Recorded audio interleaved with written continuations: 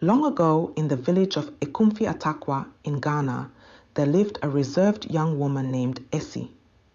Orphaned at a young age, Essie was raised by her indifferent aunts who cared little for her well-being beyond the wealth they could gain from her. As Essie blossomed into a beautiful young woman, her aunts, seeing the potential for a lucrative bride price, decided it was time she married. They did not consult Essie, but set about finding a suitable husband. Essie was renowned for her beauty throughout Ekumfi Atakwa, a beauty so striking that it became the standard against which all other women were measured. Yet Essie remained aloof, disinterested in the attentions of men, much to the puzzlement of the village. The women deemed her proud, attributing her aloofness to vanity, while the men who failed to court her were met with her stern rebuffs. Her only friend was Kwame, a fellow vendor at the market where Essie sold her intricately woven kente cloth. The market was a vibrant place, filled with the aroma of freshly cooked waki and the sounds of sellers calling out their wares. Women in brightly colored headscarves bartered for goods, children ran about playing games, and the rhythmic beats of traditional drums could often be heard in the background. Kwame was the only person Essie trusted, yet she never spoke of her personal life, and their conversations never strayed beyond the confines of their stalls. One day, her aunt summoned Essie to discuss her impending marriage. They had chosen a suitor who would visit her the next day. Essie stood by the narrow window of the room she had always called hers, though it never truly felt like a sanctuary. As the sun dipped below the horizon, her shadow stretched long and thin across the floor, much like the life she felt was being drawn out of her. Her aunt's words echoed in her head, a relentless drum of greed and indifference. It's time she married.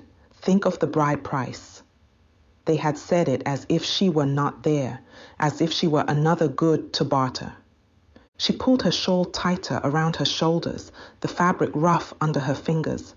Essie's beauty, praised and envied, had always been a veil hiding her true self, her fears, her dreams, her loneliness. Is this all there is for me? She whispered into the gathering darkness, her voice a blend of defiance and despair. Her heart ached, not just for freedom, but for understanding, for someone to see past the surface everyone else admired. Tomorrow, she vowed, would not be the end of her story, but the start of her rebellion. As dawn broke the next morning, Essie watched the golden light creep slowly across the woven mats of her small room. Today was the day her first suitor would come, selected by her aunts without her consent. Her heart pounded not just with nervousness, but with a defiant rage. She had prepared her bucket of water the night before, each scoop of the cool liquid a testament to her resolve. When the suitor arrived, escorted pompously by her eldest aunt, Essie stood framed in the doorway, her posture rigid. The man was tall, his gait marked with a confidence that only widened the pit of resentment in her stomach. Her aunt's voice was syrupy sweet, laced with false warmth as she introduced him. Essie, meet Mr. Akwasi, a merchant from the north, very well respected. Mr. Akwasi's eyes roamed over Essie, not as one would look at a person, but as one might assess a prized asset. Essie's grip tightened on the bucket's rim as Mr. Akwasi stepped forward, his hand outstretched, his smile presumptuous. Without a word, she soaked the man with water and chased him away with a stick. Her aunts were furious but promised another suitor would soon come. When the second suitor approached, Essie, this time armed with her late father's ceremonial sword, scared him off before he could even speak. The sword, intricately decorated with symbols of her lineage, was more than just a weapon. It was a piece of her heritage and a reminder of her father's strength. a third suitor was met with a handful of red pepper thrown into his eyes, sending him away in agony. The village buzzed with tales of Essie's fierce independence, leaving her aunts in despair. Despite the village gossip, a resilient man named Kojo was undeterred. Kojo had not always been a market vendor, his life entwined with the comings and goings of Ekumfi Atakwa's heartbeat. He had grown up on the outskirts of the village under the watchful eyes of his grandmother, a woman of wisdom and warmth. His father had left when he was but a whisper of a boy, and his mother had followed the call of the city lights shortly after, leaving him in the care of his grandmother. She had taught him the values of patience and understanding, often telling him, "The heart reveals its depth in time, not in haste." As a young man, he had loved and lost, his heart bruised by a youthful romance that taught him the pain of impatient desires. These experiences carved into him a quiet strength and a resolve to seek a connection that was genuine, not merely superficial. When he first saw Essie, her beauty was evident, but it was the veil of solitude that draped her, the echo of hidden depths, that truly drew him in. He saw not a prize to be won, but a soul to understand. Kojo admired Essie's spirit and sought to understand her better. Kojo began visiting her stall daily, buying small items and engaging her in light conversation. Over time, Essie warmed to Kojo's genuine nature. One day, as they packed up the market, Essie's cart broke down.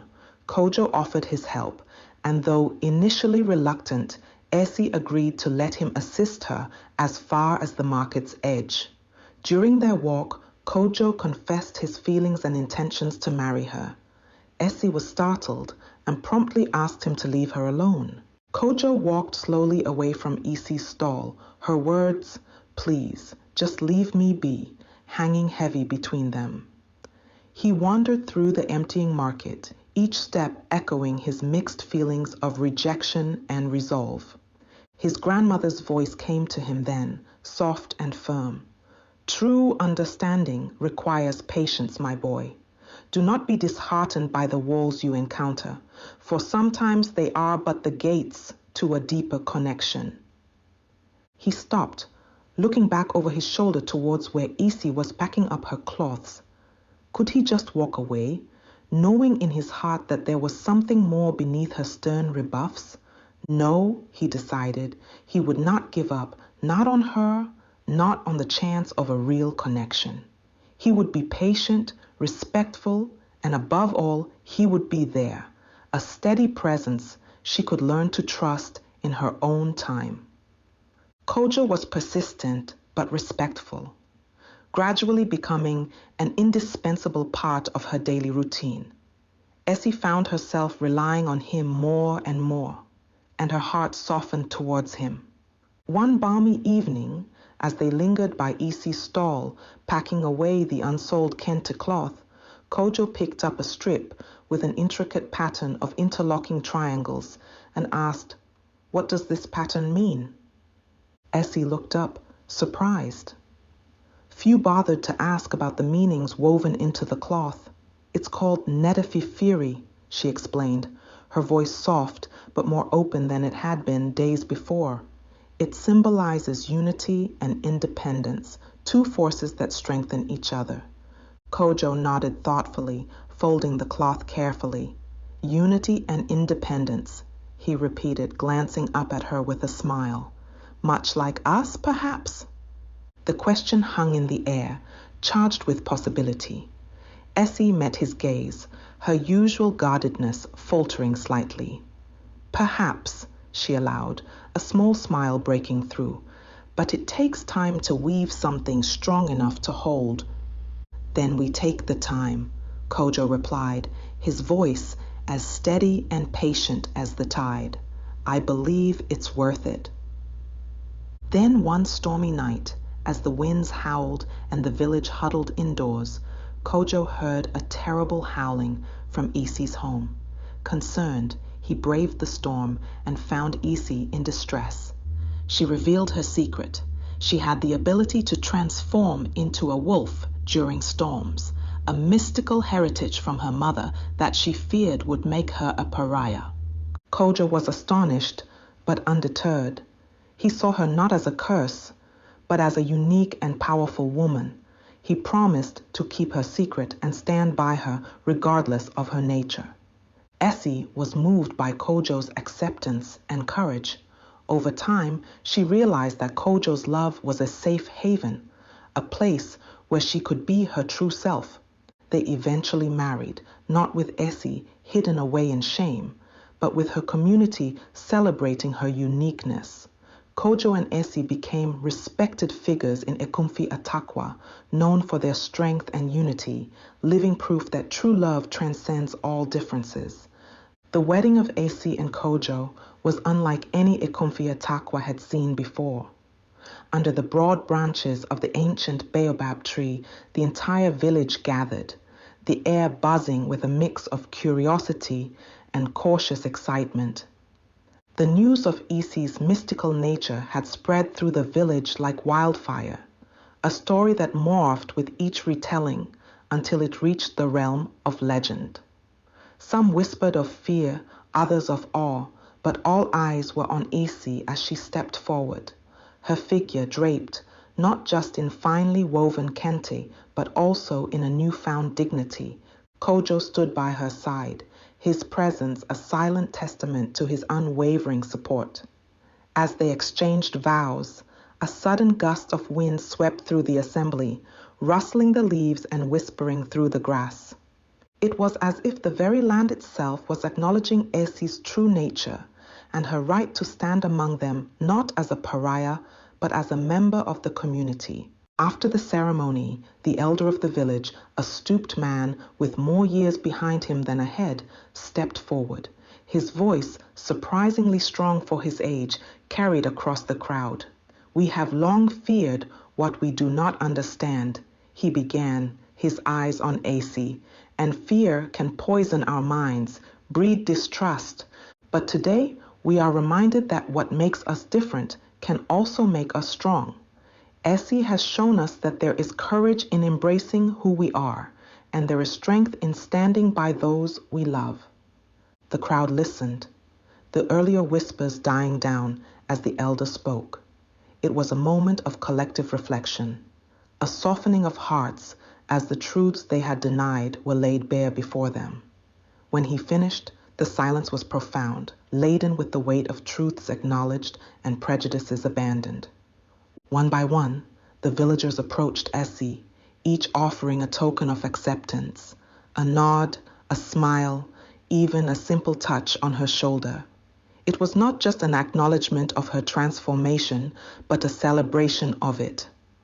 Among them was Ma Abena, the village seamstress, who had often gossiped about Essie's aloofness. Now she held out a small, beautifully embroidered cloth, a peace offering, and a symbol of acceptance. "For your first child," she said, her voice soft, her eyes kinder than Essie had ever seen them. As the sun set, casting long shadows and bathing the village in golden hues, music and laughter began to fill the air. The feast that followed was a vibrant affair, with dancing and singing, the stories of old mingling with hopes for the future. Essie and Kojo, hand in hand, were at the heart of it all, no longer apart, but a part of something greater.